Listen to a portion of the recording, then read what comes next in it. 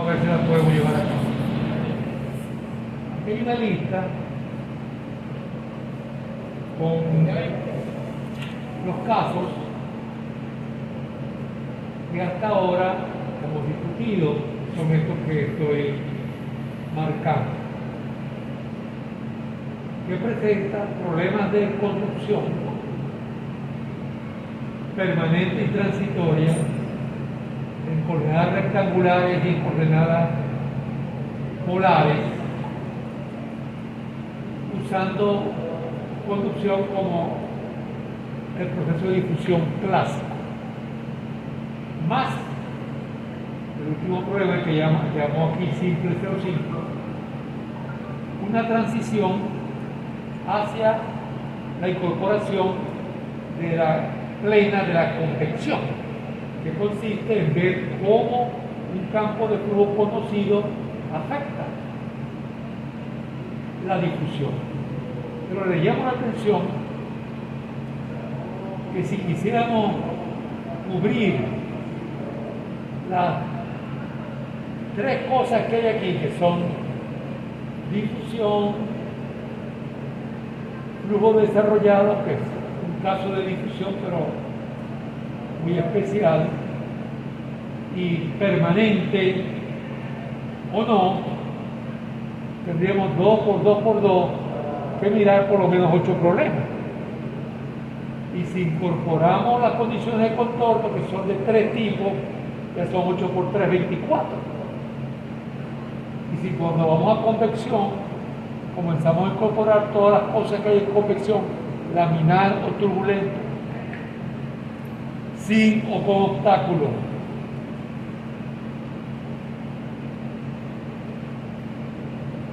con entrada y salida de flujo o sin salida de flujo y entrada, se hace un número de problemas prohibitivo para cualquier tipo de cosa. Entonces, por eso somos selectivos en lo que vamos a mirar como ejemplo, y no vamos a poder mostrar todas las capacidades de un programa como este, y mucho menos saber si todas funcionan. Por eso, a ver si un programa funciona de maravilla y uno lo usa por primera vez para un caso que jamás lo había ocupado y el programa no funciona bien. ¿Cuáles son los 4 casos que me gustaría revisar hoy?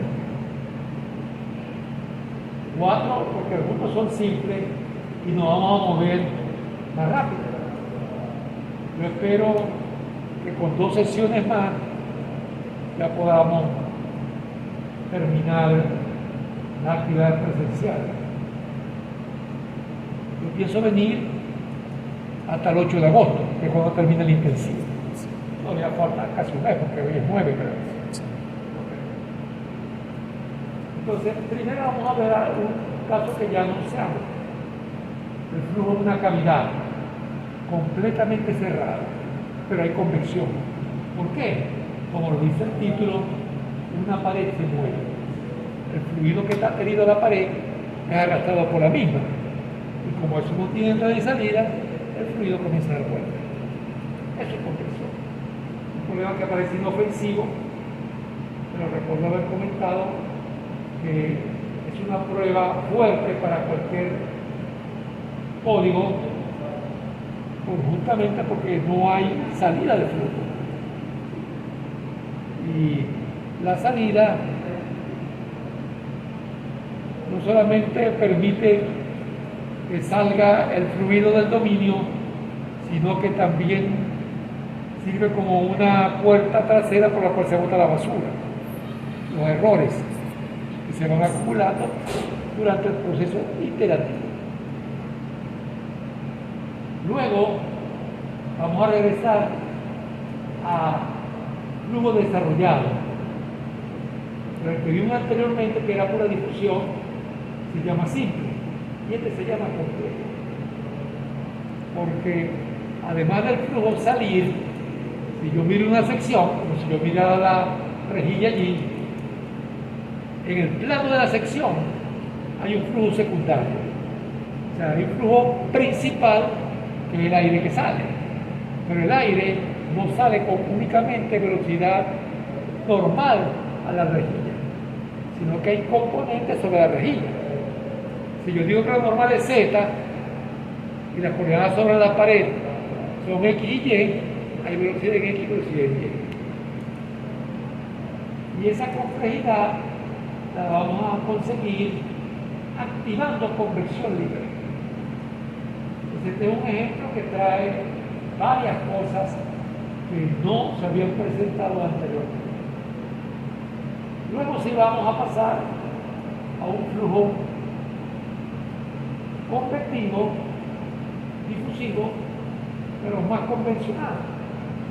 Es un conducto. Pero los cambios son inducidos porque cambia el área de flujo, no expansión.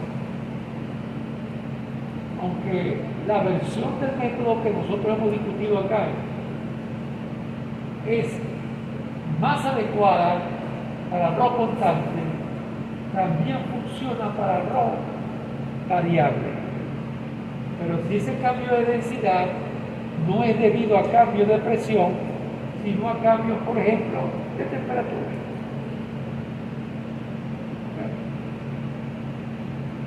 En realidad, una vez ni cuenta se da, pero cuando estudian flujo compresible, esos fenómenos que surgen son más producto de la presión que de la temperatura. Por eso, en el lenguaje de CFD, cuando se habla de flujo compresible, es que se está admitiendo que la densidad del fluido es sensible a los cambios de presión. Si los cambios de presión son lo suficientemente altos, entonces la densidad cambia apreciablemente. Pero en este caso, lo que cambia es la temperatura. Y puede cambiar una cantidad notoria, pero la simulación, lo que está en las ecuaciones, puede manejar eso. Lo que no puede manejar es si la presión también afectara la densidad. ¿Y de dónde viene esa limitación? Del algoritmo simple. En el algoritmo simple se dice: la presión es corregida para satisfacer continuidad. Eso quiere decir que se establece una conexión entre presión y velocidad. Pero en el algoritmo simple nunca se considera que la presión también puede inducir cambios de densidad. Por eso se dice que esa forma del método es adecuada para flujo incompresible. Y cuando hay convección libre o simplemente cambio de densidad debido a temperatura, eso no se califica de flujo compresible en verdad.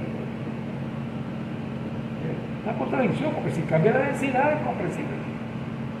Pero así es como se habla. Ok.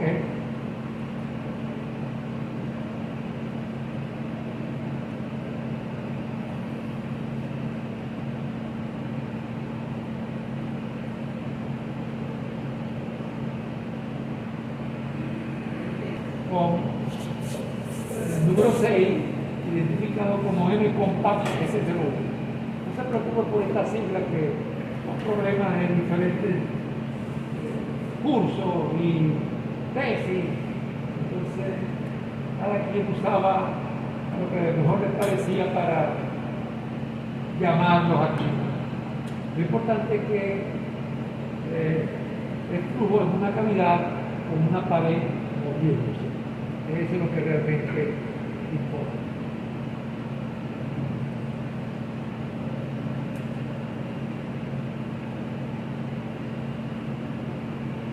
Comenzamos más porque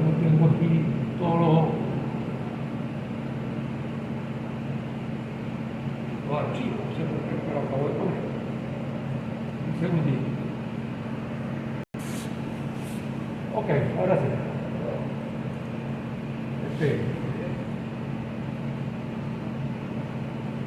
Bueno, el enunciado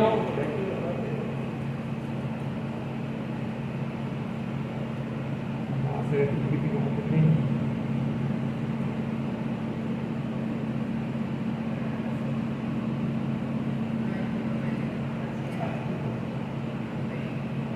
Aquí se ve clarito de qué se trata.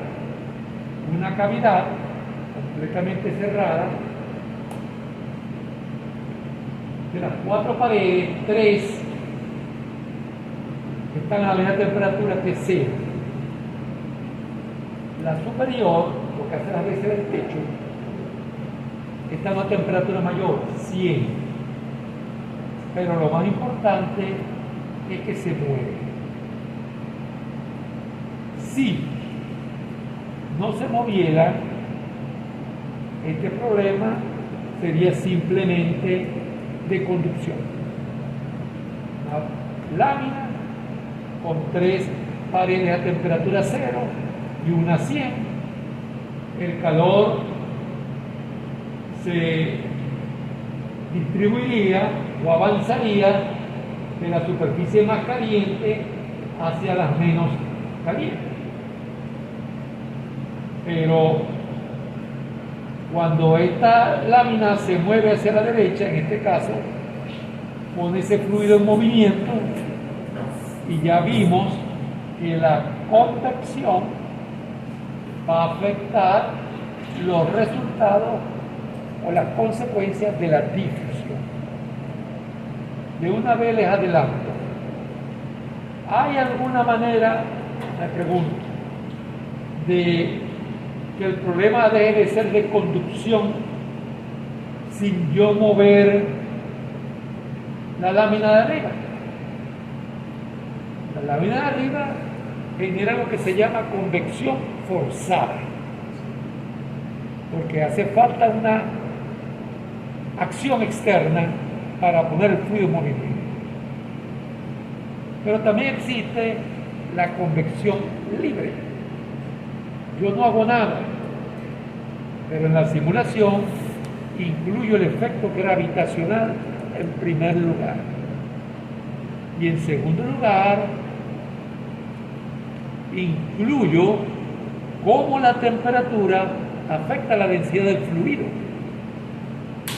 Entonces, si ese fuese el caso, el fluido que está en contacto con las 2 paredes y el piso no tendría la misma densidad que el que está en contacto con el techo. Y eso va a inducir un flujo y se le llama convección libre, porque nosotros no hicimos nada, lo hizo la fuerza gravitacional, que inclusive actúa a distancia. Bueno, de esta manera ese no es el caso para este ejercicio en particular. Ok, entonces vamos a ver cómo se maneja ese ejercicio. Volvamos a esto porque aquí hay algo que podemos mirar.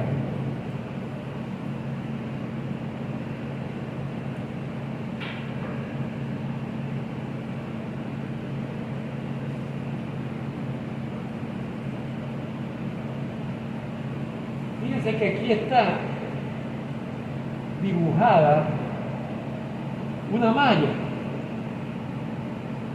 Aquí abajo, que eso fue lo que me leí, para completar el enunciado. Propiedades unitarias. Cuanta propiedad yo necesite, voy a decir que vale 1. Y vamos a cubrir todo el dominio con 100 volúmenes de control.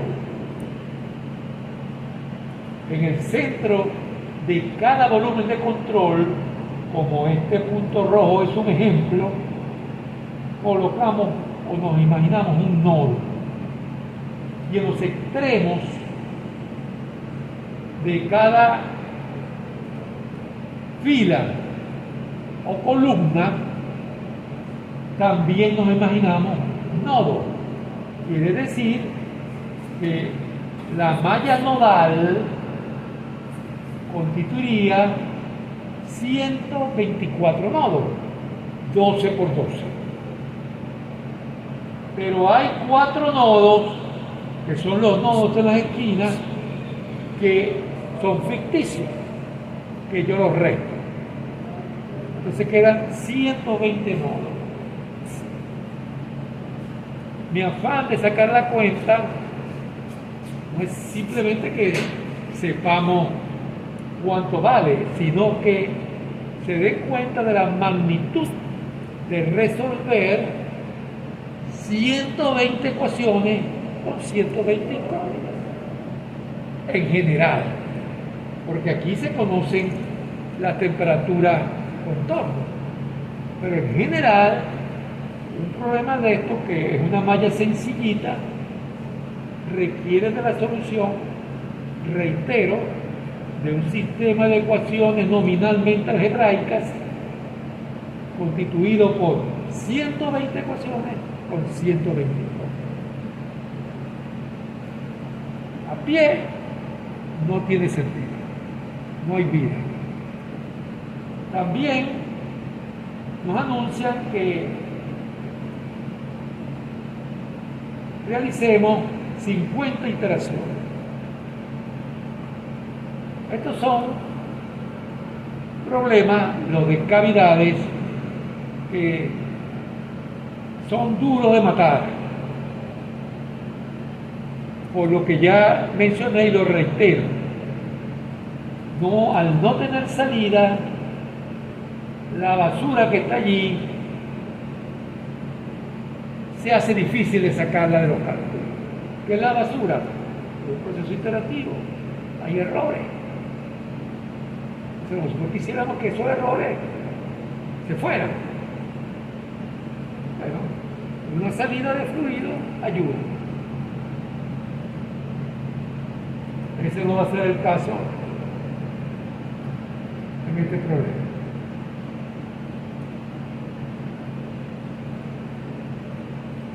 Ok, aquí vamos a mirar la subrutina adaptable. En primer lugar, destaco que no estamos usando el preprocesador. Ya lo hemos dicho y es bueno reiterar, porque alguno puede estar hasta descontento. ¿Por qué no usamos algo que sea facilito de hacer y poner los datos? Claro, que no vamos a aprender nada. Aquí a llenar formulario. Para eso necesitamos un curso de simulación. Lo que queremos es tener una idea, si alguna vez nos toca usar como herramienta de ingeniería un simulador, tener una idea de lo que pasa allí dentro y a lo mejor poder entender cuando no funciona bien, cuando no da lo que yo estoy esperando, qué puede estar mal y qué puedo yo cambiar a ver si mejoran los resultados. Entonces, este trío con este indicador igual a 0 le dicen toda la información viene en la subrutina adaptable. La primera parte es la relevante, la relacionada a la malla, se llama una vez por iteración. Como ya hemos visto, es usual que uno ponga aquí el título o encabezamiento del problema, las dimensiones del dominio, cómo se divide el dominio, y si quiero puedo poner aquí el nombre del archivo donde van a estar los resultados numéricos y el nombre del archivo donde van a estar los resultados listos para ser postprocesados gráficamente. Disculpe, ¿dónde es que dice una sola iteración en Liche? ¿Dónde dice qué? ¿Dónde dice una sola iteración? No, lo que dije es que esto se llama una vez por iteración. Y es una malla de lo más simple, uniforme, y hay varias herramientas de acuerdo al tipo de malla. Entonces, esta Easy Grip es justamente de lo más sencillo. Recuerden, la gran mayoría de las herramientas y de las variables que intercambian la solución adaptable y la parte invariable están en el libro Conducto. La gran mayoría. Perfecto. Este es sencillito. Vayamos a la siguiente. Begin. Se llama una vez por iteración también. Es decir, ¿qué quiero transmitirle con esta insistencia de decir cuántas veces se llama?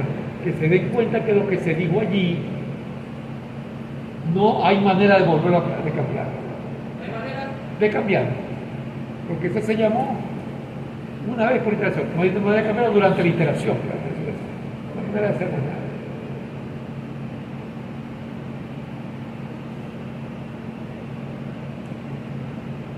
Es más, voy a corregir, no una vez por iteración. Se llama una vez y ya está. Una vez. Begin, que también se llama una vez. Título, aquí la cosa cambió. 5 variables, claro, porque hay convección. Para haber convección, pues necesito las dos componentes de velocidad. Función de corriente, pero función de corriente no es una variable, no, es verdad. La variable 3 cuando se calcula es P', corrección de presión. Pero esa corrección de presión, el nombre indica corrección. Cuando haya convergencia, esa cantidad se debe haber hecho muy pequeña. Entonces lo que se hace es que se aprovecha el espacio de memoria para almacenar allí la función de corriente, que es una cantidad que se calcula por postprocesamiento. Es decir, una vez que yo tengo la solución del problema, el campo de velocidades, yo puedo hacer algunas operaciones con ese valor de velocidad y voy allá a la función de corriente. Entonces, se aprovecha y se almacena aquí.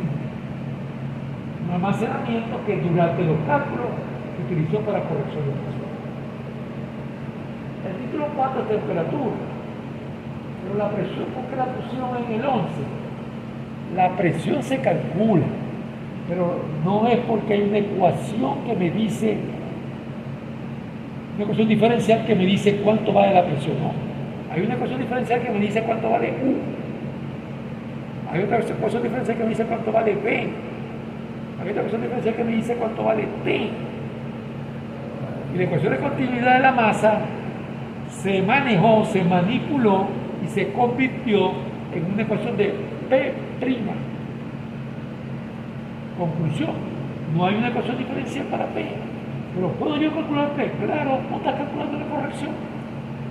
¿Y qué significa la corrección? Yo hago una suposición inicial y la voy cambiando. Ah, bueno, ese valor lo voy a guardar en 11. Perfecto. ¿Qué vamos a resolver? Bueno, espero que todo, pero miremos por partes. Aquí dice, se va a resolver temperatura, se va a imprimir, se va a usar el tratamiento de alto orden y vamos a hacer a 50 iteraciones. ¿Qué propiedades necesito? Vimos que todas eran unitarias. Densidad por conductividad, valor específico, viscosidad. ¿Había datos de temperatura? Claro que sí. 2 temperaturas. Y acá una conductividad. Ahí está todo.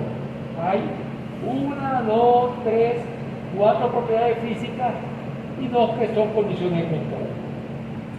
Relajamiento para 1 y para 2. ¿Qué significa relajamiento? La solución de las ecuaciones algebraicas hay que mantenerla a raya, que no se desboque, porque pueden surgir números inclusive mayores que lo que el computador puede manejar. Al hacer relajamiento, nosotros optamos por lo siguiente: quizás si voy más despacio, yo evito que se desboquen esos valores y no pierdo los cálculos. Eso funciona. ¿Y por qué para U y B? Porque las ecuaciones para esas dos variables que provienen de cantidad de movimiento son no lineales, las ecuaciones diferenciales.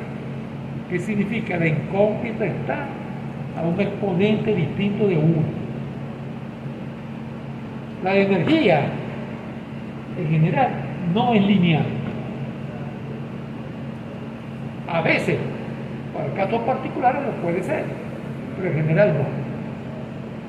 ¿Okay? Pero las de cantidad de movimiento siempre son no lineales. Conclusión: nosotros vamos a utilizar relajamiento siempre para esa cantidad. Ajá, ¿y este numerito dónde lo sacan? La práctica dice que tiene que ser algo menos que 0.8. Eso es lo que dice más o menos la práctica. Relax 11.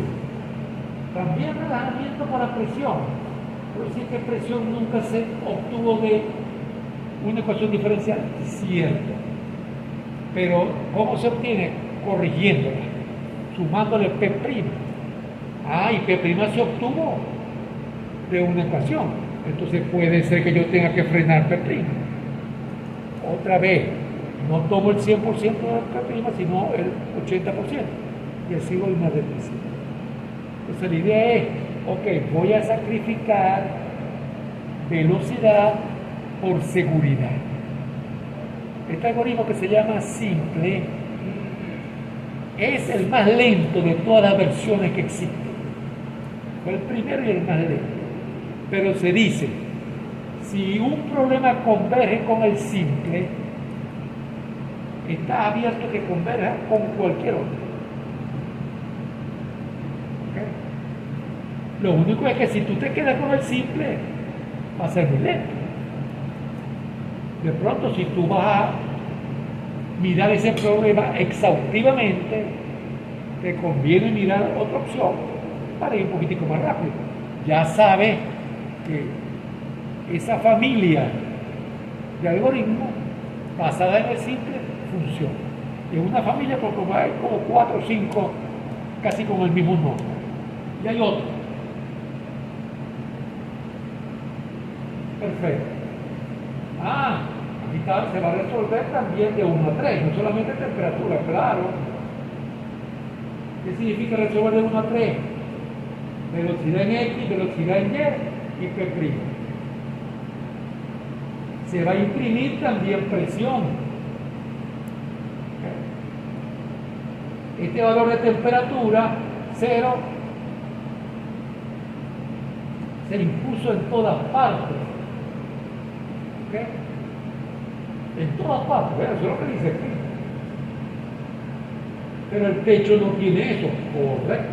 Aquí se puso en el techo. Y el techo tampoco tiene velocidad 0. Aquí se puso la correcta. Pero aquí nunca pusieron la velocidad 0 en las paredes y en el suelo. Pero eso no significa que no tiene valor. Por omisión vale 0.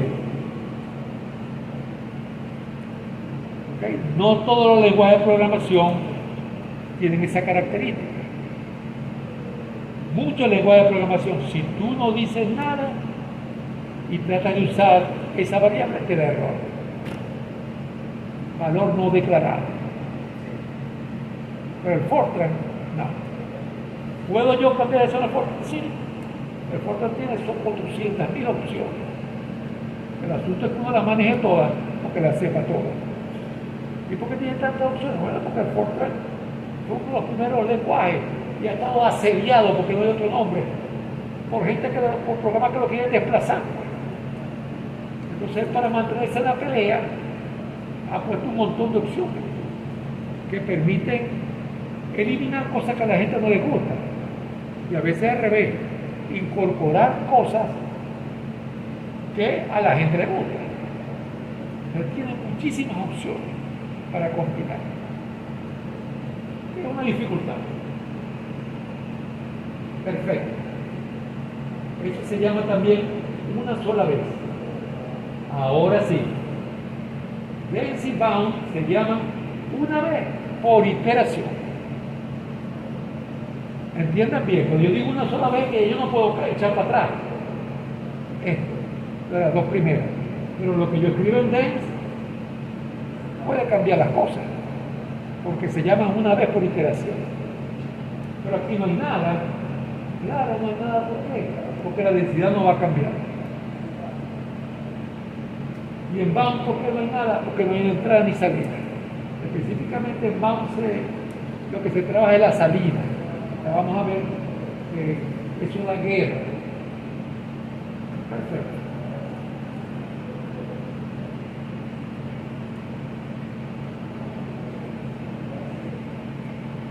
Bien cortica output. Output se llama una vez por iteración, lo cual me permite allí escribir valores intermedios que van cambiando de iteración a iteración. Esto es justamente lo que se hace. Por aquí, este do es para que salga por pantalla y quede también en el archivo de resultados.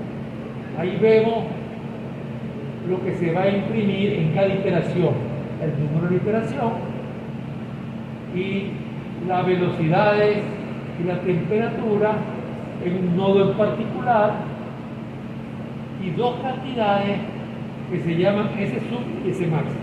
Ya voy a decir qué son. Son muy importantes las dos. Cuando miremos los resultados, específicamente estos valores intermedios, voy a decir de qué se trata. También se va a calcular en las esquinas donde hay nodos, pero son nodos ficticios, aquellas variables que estén como indeterminadas. ¿Y cuáles serán las variables que están indeterminadas? Las dos esquinas del techo. ¿Por qué están indeterminadas? Pertenecen al techo, que tiene temperatura de 100 y velocidad de 100, pero pertenecen a las paredes, que tienen velocidad de 0 y temperatura de 0. Bueno, pero esas variables se ha dicho tal cansancio que no intervienen. Entonces, ¿cuál es la preocupación? Echan a perder el dibujo, porque el graficador, el que estén usando, no tiene que ver nada con el CFD. El graficador se usa para lo que dice el nombre, graficar cualquier cosa. Usted le da el conjunto de puntos con la variable en ese punto y lo dibuja. Entonces ahí se hace una pequeña extrapolación que funciona. No es usual esto. Aquí no se hizo ningún postprocesamiento gráfico. Nada. Quise decir los procesamientos numéricos. Pero no todos los problemas son iguales de extensos. Ahora la rutina más importante de la simulación. Porque en esta rutina, a cada variable cuya ecuación diferencial se resuelva, se le asignan fuente, capacidad de almacenamiento, condiciones de contorno, de acuerdo al problema en particular. No olvidemos, aquí hay 4 variables que resolver: U, B, P' y T. P' no necesita de ecuación de condiciones de control. Recuerden, esa es una ecuación que realmente proviene de la conservación de la masa. ¿Okay? Aquí la conservación de la masa no puede ser más sencilla. La conservación de la masa global especialmente nunca cambió, que no entra ni salida. Entonces aquí con P' usualmente no se hace nada. Entonces vamos a ver si es verdad. Entonces, disculpe, el ¿qué propósito tiene que ser? ¿El qué? ¿El qué? El o sea. Finalizar el do. Aquí comienza el do. Hay que do. Claro, es doble. Entonces, este que está aquí,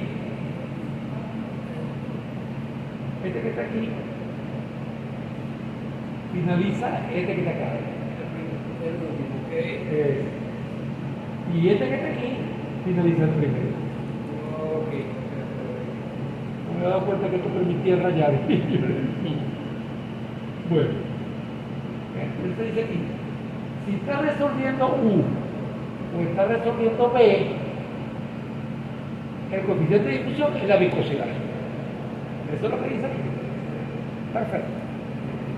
Aquí, pero si está resolviendo 4, entonces el coeficiente de difusión, fíjense que es la misma variable, es conductividad sobre CT. Perfecto. Okay.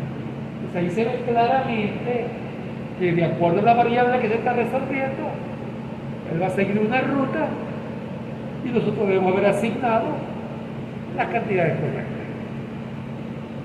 Okay. Pero no hay más nada. Pero usted dijo capacidad de almacenamiento. Claro, eso es importante cuando el flujo es transitorio, es permanente. Usted dijo fuente. Aquí no hay ninguna fuente. Pero también dijo condiciones de contorno y no veo ninguna condición de contorno. Porque en Pekín aproveché y me aseguré que cualquier valor de las variables en los contornos que fuese conocido estuviese declarado allí. Yo dije allá arriba cuánto valía la temperatura en las paredes y en el suelo, y dije cuánto valía la temperatura en el techo, y dije cuánto valía la velocidad en el techo. No dije nada sobre la velocidad en las paredes y en el suelo, pero mencioné que por omisión era 0 y ese es el valor que tiene. Como allá se dijo y corresponde a valor especificado, por omisión el programa, si yo no le digo nada sobre la condición del contorno, considera que el valor está especificado. Y especifique el valor correcto de aquí, se acabó. No tengo que ser. Entonces, este es un problema con una geometría sencilla y como ustedes pueden ver, programar su solución tampoco es una cosa del otro mundo. Es más, en esta solución adaptable es más importante que se entienda, que quede claro, a hacerlo muy elegantemente desde el punto de vista de programación. No. ¿Por qué? Porque bueno, yo deseo que cuando yo por fin vuelva a ver eso dentro de yo no sé cuánto tiempo, yo lo entienda. Y no que puse un truco ahí y digan, a ese lo voy a decir porque si no me van a quitar la propiedad intelectual. Y después yo lo voy a leer y no lo entiendo. A mí me pasa cada rato. Pongo unas claves para los ejercicios y después estoy descifrando la clave.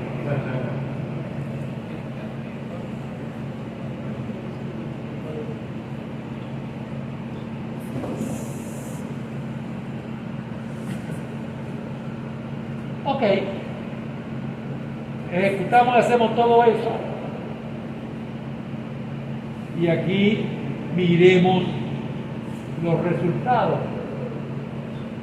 Esto nunca se lo dijimos, pero por omisión el programa supone que es cartesiano. Esto sí se lo dijimos, y aquí están los resultados en cada iteración. Este es el nodo central de esa cavidad. Y aquí están las dos variables que dije que son muy importantes y cuyo significado pasamos a describir. Cuando nosotros miramos el algoritmo simple, quedó claro que cuando se termina una iteración, se asegura que se satisfaga continuidad. ¿Okay? Pero eso se pierde inmediatamente. Entonces, aquí hay dos cantidades por el proceso iterativo, se pierde inmediatamente por el proceso iterativo. Aquí hay dos cantidades que tienen que ver con continuidad. Ese sum ve cuál es el desbalance másico en cada una, en este problema, de las 100 celdas y lo suma. ¿Qué es lo que dice la teoría del método? Que en el dominio completo, independientemente de en cuántas celdas se divida el mismo, siempre se satisface el balance. Aquí lo estamos viendo. Numeritos pequeñitos. Pero que se satisfaga el balance global no quiere decir que en cada celda se ha alcanzado el balance. Esa información nos la da ese max. Sum significa suma, obviamente, y ese es fuente másica. Pero en realidad eso es lo que hace. No hay fuente másica. O sea que si se satisface el balance global, la fuente másica debe ser chiquitica. Eso es lo que aparece. Pero como es un proceso iterativo, puede ser que algunas celdas sí estén desbalanceadas mágicamente. Bueno, entonces lo que hacemos es que hallamos el valor absoluto de ese desbalance y lo vamos mirando. Miren cómo viene decayendo. Estas son las primeras 35. Dijimos que vamos a poner 50. Vamos a mirar las otras.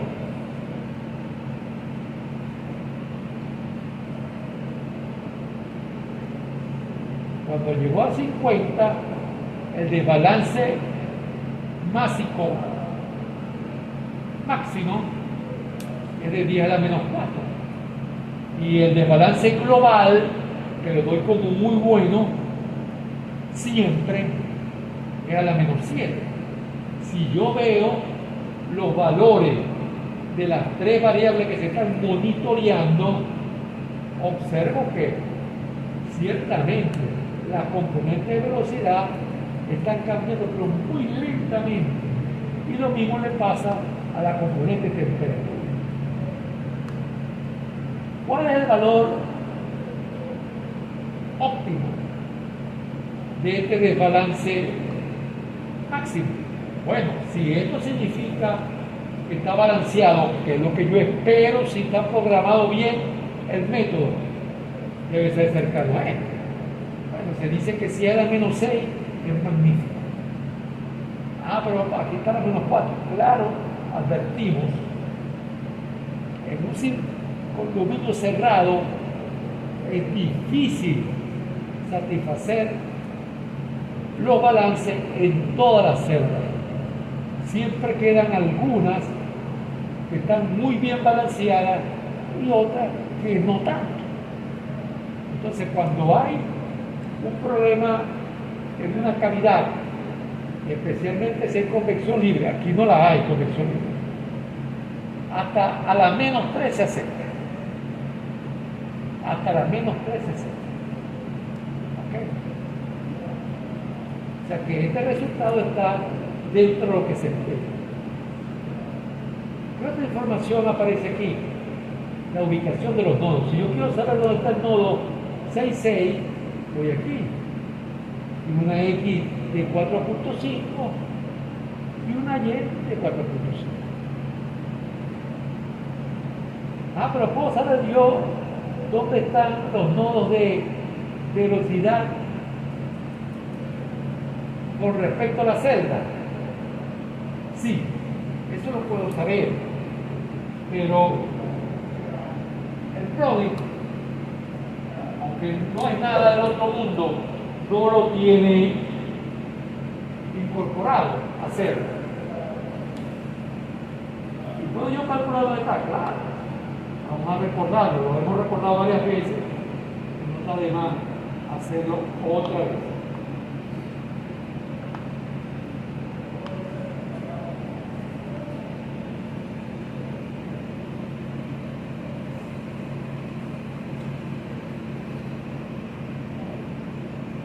Y este es todo y J.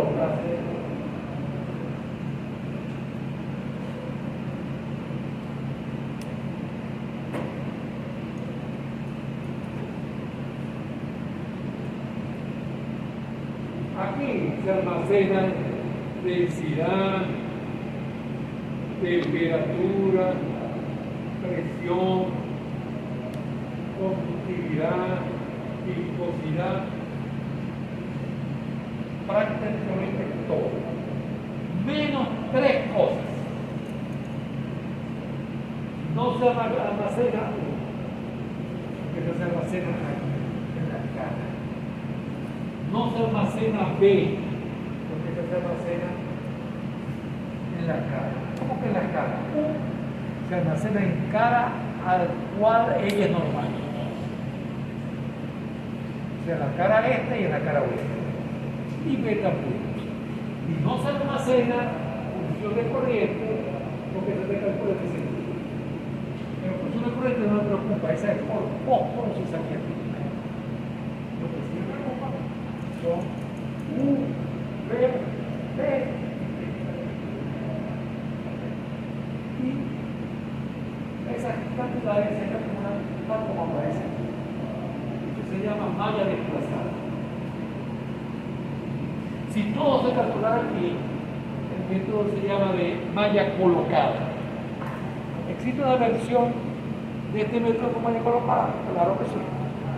No es tan simple de presentar como la que nosotros vimos, pero tampoco una cosa lo otro. ¿Okay? Pero como dijimos, a propósito, estamos centrándonos en el método original que dio origen a todo. Ok, entonces yo necesitaría también información de dónde están los nodos de velocidad. Como dije, el programa no lo da, pero otros programas no dan sin ningún inconveniente, lo ponen así. Ponen X y ponen la X de U y ponen para la J la Y y la Y de B. Pero hay que entender que esa U tiene una numeración en I y J, pero no se calcula en el mismo sitio que las variables ρ, T, P, K, mu y otras. Es verdad, es un poco complicado, pero el procesamiento gráfico se encarga de que veamos todo sin ningún problema. Ahora voy a mostrar.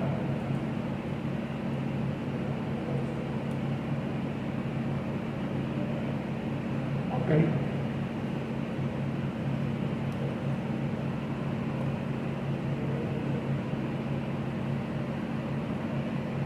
Por ejemplo, esto se hizo con un programa que acompañaba a la versión comercial de un programa llamado Microcompa, de una empresa, ya lo he dicho varias veces, que es el mismo profesor Patán.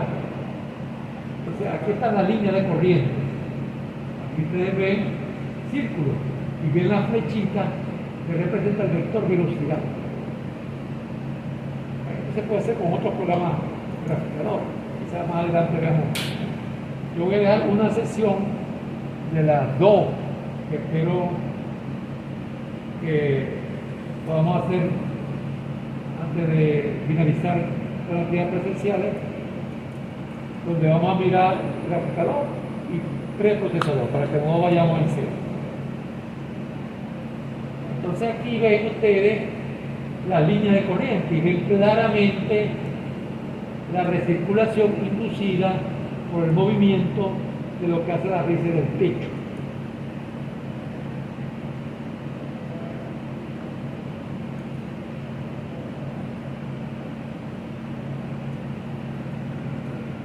Pero a mí me puede importar más la temperatura.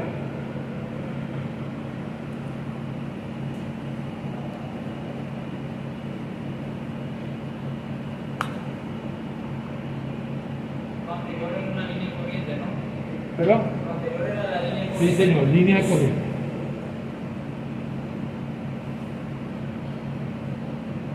Aquí aparecen contornos de temperatura. El color nos dice el rango de temperatura. Por ejemplo, estos que están aquí en amarillo son temperaturas que están entre 50 y 60. Y por supuesto, aquí arriba está la mayor temperatura, que es 100. Y la más oscura es la temperatura de 0. Entonces, como pueden ver,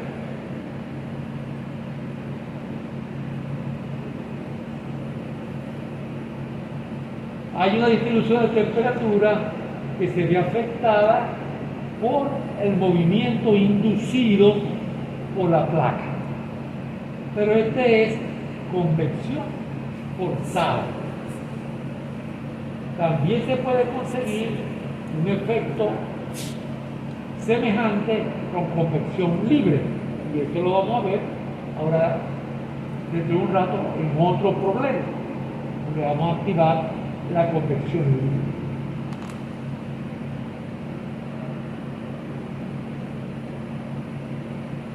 Noten cómo aquí, en la parte del techo,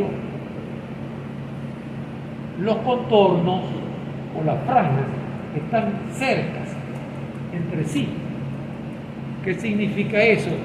Que ustedes se mueven normal al techo y la temperatura cambia bastante. ¿Qué significa eso? Mucha transferencia de calor. Pero cuando van a las paredes y al suelo, y es a través de ellas que se está enfriando, porque esto es permanente. Si es permanente, el calor que entra tiene que ser igual al que sale. Ustedes ven que ese no es el caso. Claro, porque ahora tengo 3 áreas para enfriar y una sola para calentar. Entonces, al tener 3 áreas para enfriar, los gradientes allí son menos pronunciados. ¿Okay? Con ese ejercicio ustedes pueden hacer infinidad de arreglos, cambiando las condiciones de contorno. Por ejemplo, si ustedes ponen las paredes adiabáticas, entonces lo que tienen es como una avenida para el calor, que va de arriba el techo y sale completamente por el suelo. ¿Okay? El asunto es que mientras es muy sencillo hacerlo como una simulación, difícilmente se conseguiría una solución analítica para esas cosas. Difícilmente.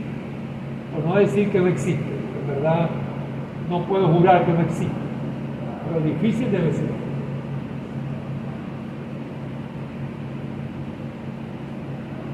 La presión.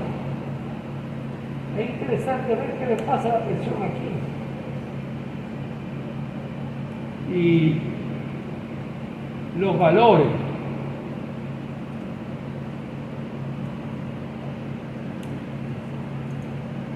Miren, hay presiones negativas.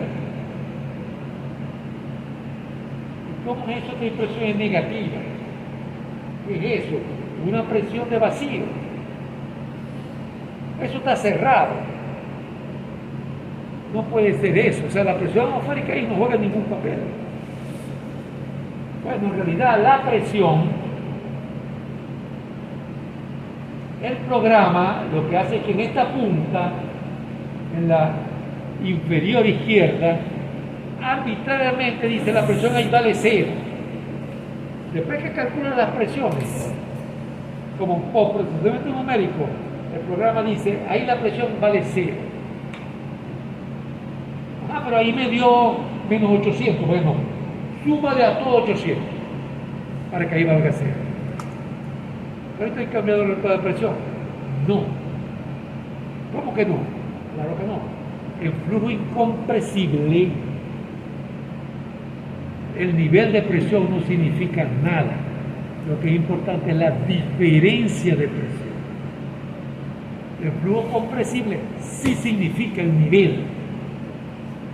¿Por qué? Porque el nivel de presión decide cuánto va a la densidad. Si no, miren la ecuación de estado.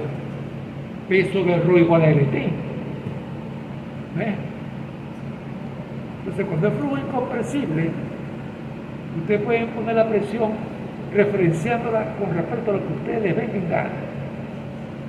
Por ejemplo, aquí, el programa viene y pone que la presión aquí es 0. Y a partir de allí, la calcula. Y 0 por decir un número, ustedes pueden poner lo que ustedes quieran. Bueno, lo importante es que pueden ver cómo casi todo es de este celeste. Entonces, ¿qué es lo que está sugiriendo? Que allí la presión no cambia mucho. ¿Qué pasó? Para que se vea completo. Allí la presión no cambia mucho. Pero sin embargo, fíjense, esto era de esperar, ¿ves? ¿Por qué? Esta placa se está moviendo hacia acá. Está rinconando el fluido allí. Pero el fluido no puede seguir porque se consigue con la pared. ¿Ves? Pero realmente aquí la presión no es ninguna variable de importancia.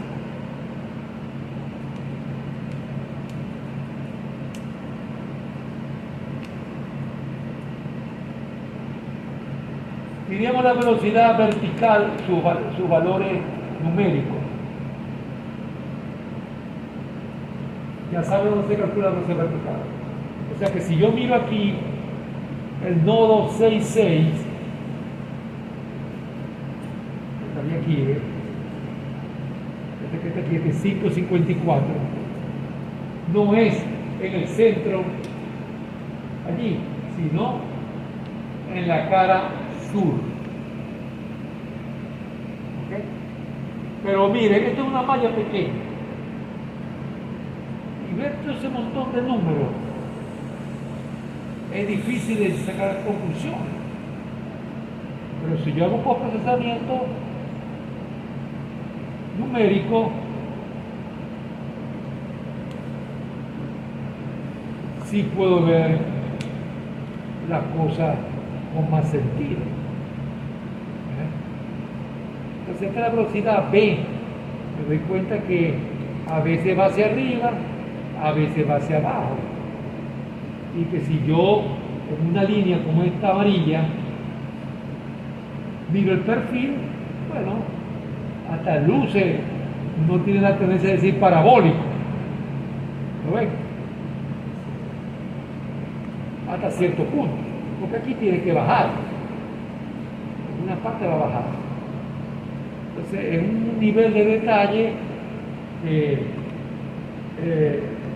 con una solución analítica es hasta difícil de visualizarlo. O sea, yo miro la ecuación y no voy a poder decir cosas como esta. Tengo que representarla gráficamente.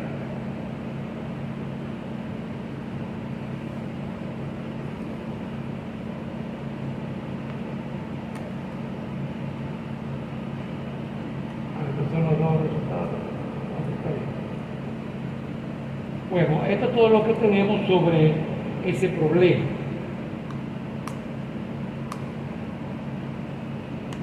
¿Cuál sería el siguiente?